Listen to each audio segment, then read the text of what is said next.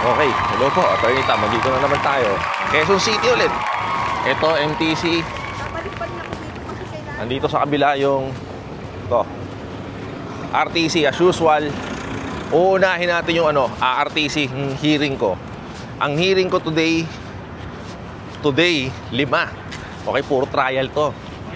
Friend, sir. 5 trial, RTC tsaka MTC. Ngayong umaga. Mamayang hapon, Olongapo ulit. Mabiyahe uli ako ng Olongapo. Pero motion lang yun. Hindi na trial yun. Babackdoor ulit tayo. Umunahin ko ulit yung RTC. Kasi mas maaga ako lagi natatawag dito eh. Laging mga number 1, number 2 yun. Titingnan natin kung anong sitwasyon doon. Ay, wow. Hanep. Hagdan lang tayo kasi ano lang tayo eh. 3rd floor. Nakarin na natin yan. Exercise.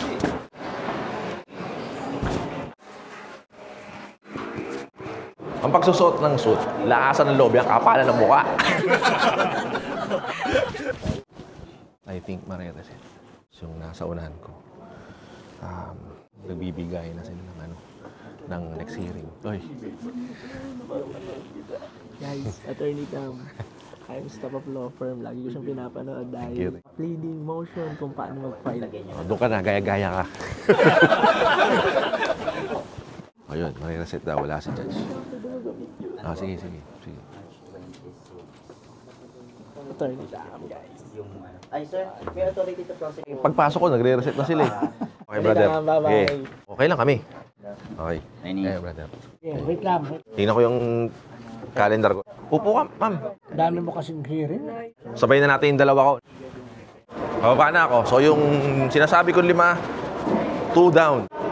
3 na lang. Lahat nandito sa kabila, sa MTC. Good morning. Yung dito ko sa MTC, sure na to, hindi to marereset. Kasi kinukulit na ako ng kliyente eh. Tinawag na rin yung number 1 eh. Number 3 kami, tsaka number 4. Dalawa rin yung case ko dun sa isang court. Tapos yung isa, andun lang din. Magkakadikit lang din. Kuya, 4 and 5 ako, no? Ay, ayun, kami na. Pasok na po. We can have a continuance because I have a hearing in Olongapo in the afternoon. Same appearance, Your Honor, for the accused. May earthquake drill, so pinabababa na lahat. Meron pa kasi akong isang hearing dito eh. Ewan ko kung marereset to, kaya alamin ko muna. Wala na. Nakalak na. Baba na rin ako, syempre, pasaway ako, di ba? Tago ako sa loob. Nakalabas na ako ng Hall of Justice. Ang init na yun. Hindi ko na ngayon alam kung nasan yung dalawang kliyente ko.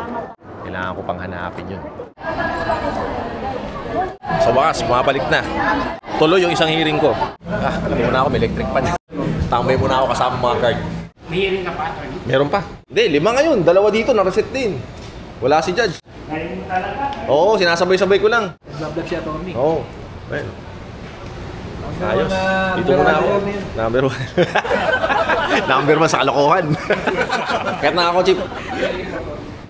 Balik na ako. Akit na ako kasi masipag yung judge ko dito. Maaga magtaob yan. On time. Oras ba? 9:30. Kaya maniniwala sa mga sinasabi ko doon. Puro kalokohan lang yun. Okay, bye. Okay. Bukas na.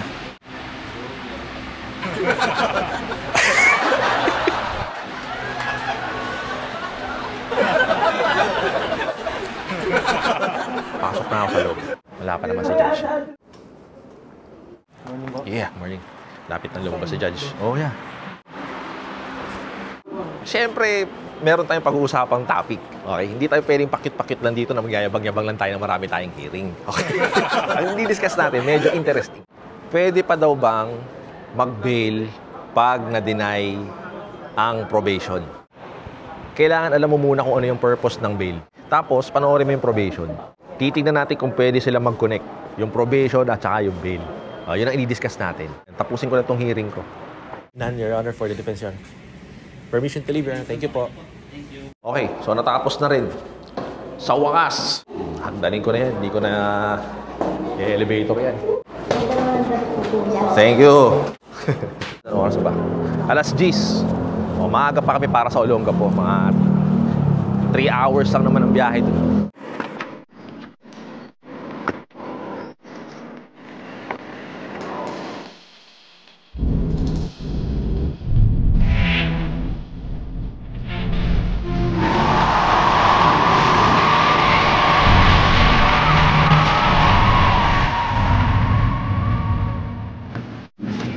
Dito na kami sa Olongapo. Dito ulit si JP. Kabado pa rin. Pero taga-amo sa bato, Brad. Hindi ka tetestigo ngayon. Mga kulang talaga. Takot siya eh. Load lang siya. Layo din, Brad! Pinag-uusapan natin kanina sa Quezon City, di ba? Kung pwedeng mag-bail pag denied na yung probation. Ano ba ang purpose ng bail? Dahil mabait kang bata, malapit na Pasko. Ang bail is, ano mo yan, commitment mo yan sa korte, kaya may mga amount yan, depende sa bigat ng kaso. Commitment mo yan sa korte na attend ka sa hearing o pagpapakita ka sa korte pag kinakailangan ka. Magbe-bail ka, baka kalaya ka, may pansamantalang laya ka, provided na pag kailangan umattend ka sa hearing. O, pag kailangan ka ng korte, magpakita ka. Lalo na pag may hearings. Pero, habang gumugulong yung kaso, nasa laya ka, nakalabas ka. Di ba? Kahit na may waran ka, pag nag-bail ka, di makakalabas ka, hindi ka uhulihin ng mga polis. Yun ang bail. Habang gumugulong yung kaso, buhay yung kaso, nasa laya ka. Ang tanong sa atin, attorney, pwede ba mag-bail pag na-deny ang probation? Anong dapat mong unang-una mong iisipin sa probation? Pagka nag-probation, ibig sabihin, convicted na.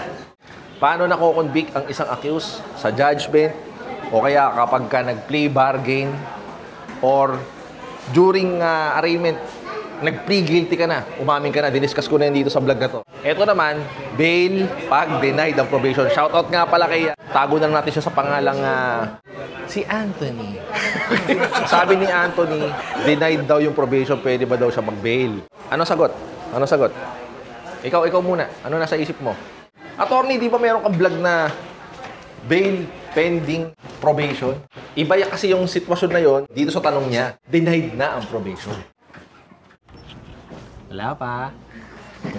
Ang nangyari kasi dun sa case na yon, non-bailable yung kaso niya. So, syempre, pag non-bailable, nakakulong. Ginawa niya, nag-plea bargain siya. Dahil sa ginagawa yung discussion natin sa amin laya. Nung nag-plea bargain siya, tsaka siya ngayon sabi na, Your Honor, magpo-probation po ako. Habang dinidinig yung probation niya, syempre, convicted na siya, pero hindi pa tapos yung kaso kasi dinidinig pa yung probation niya. Nag-bail siya. Nasaksihan ko mismo yun. So, magkaiba yung sitwasyon na yun dahil yun ay pending probation, dinidinig pa yung probation niya, ibig sabihin, buhay pa rin yung kaso. Kahit na convicted na siya. Okay? Titingnan na lang kung papayagan siyang mag-probation o i-deny yung probation niya, isa-serve niya yung sentence niya. Dahil convicted na siya, nag-plea bargain siya. Iba yun, pending pa yun. Itong tanong na sinasagot natin, denied ang probation. Yapan tao. Dito na lahat ng staff. Ayun na si Judge. You wait for the order. Yes, yun. Yes, kami nga-reserve kasi nagtayo. Ba't hindi kayo naghintay? Tapos na yung hearing namin dito sa Olongapo. Sige, banat. Biyahe na kami pa Quezon City. So, sinabi natin kanina, sinabi ko, hindi natin, ako lang. Ang tanong ni Anthony ay, pwede pa bang mag-bail kung denied ng probation? So, tinatanong ko kita kanina, ano ang sagot? Anong sagot mo? Galing mo. Siyempre, hindi na. Pag na-deny yung probation, ibig sabihin, serve niya yung sentence. Pribilehiyo lang naman ang probation eh. Para lang hindi mo i-serve yung sentensya sa'yo. Subject yan sa mga kautosan, sa mga responsibilities, duties and responsibilities mo sa probation. Kung hindi mo masusunod yun, hindi i-grant yung probation mo. Dahil guilty ka, mag-serve ka ng 2 taon, 3 taon, ano mo yun, bubunuin mo sa loob ng kulungan, isa-serve mo yung sentensya mo. Papasok ka na sa oblo. Convicted ka na at magsaserve ka na ng sentence mo. Sabi natin dun sa vlog na purpose ng piyansa. Ang piyansa, ang bail, hindi siya pampalit sa sentensya. Kung na-deny yung probation mo, siyempre makukulong ka na. At bail na lang. Bail na lang ako. Hindi para hindi ko na-serve yung sentensya sa akin, hindi pwede yun. Hindi mo pwede ipapalit yung bail. Hindi ka na pwede mag-bail dahil tapos na yung kaso eh. Wala naman ng pending na case dun eh. Magsaserve ka na ng sentence mo. Normally naman kasi yung mga nasisintensyahan ng kaso na probationable lang ang sentensya, naka-bail yan eh. Normally nakapiyansa yung mga yan. Bakit mo pa hihintay yung mga sentensyahan ka bago magpiyansa? Ibig sabihin, while pending yung case, kung bailable naman yung kaso, bakit hindi ka mag-bail? Diba? Para nasa laya ka habang ongoing yung kaso. Kaysa naman, hihintayin mo pang makonvict ka bago ka pa magsasabi na gusto mo mag-bail kasi habang pending yung probation, tsaka ka mag-bail. Ba't hindi ka pa mag-bail during nung ongoing pa yung yung trial, di ba? Wala na, lamig. Tuloy natin yung discussion.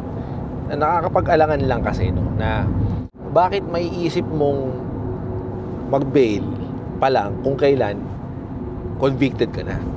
Right? Kasi ang tanong niya, di ba, pwede pa mag-bail kung denied na yung probation? Bakit hindi mo ginawang mag-bail nung ongoing pa lang yung trial? O kaya kahit na pending pa lang yung probation? Ang dami mong nasayang na panahon.